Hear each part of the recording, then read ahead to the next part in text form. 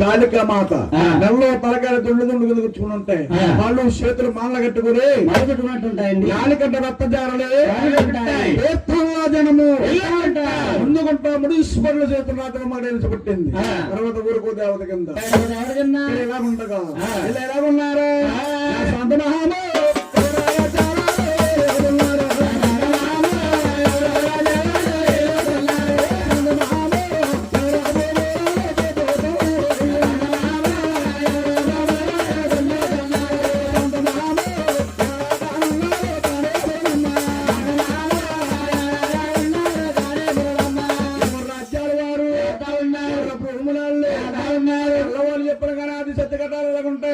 ఇక్కడ ఇలాగుండగా ఇక్కడ నుంచి కథే ఒక సినిమా ఉందండి.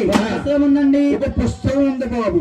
సినిమా చూసిన వారికి కానీ లేకపోతే ఇక్కడ నుంచి కథ శ్రద్ధగా వినవారు కానీ చాలా బాగా అర్థమవుతుందండి. అంటే వేత మహర్షి సూత మహర్షి సుమరుని అరణ్యవాసములో కోటి మునీశ్వరులు సప్తా ఋషులు ఒక శారదా ఒడ్డే ఘోరమైన గింజలు పెట్టారు.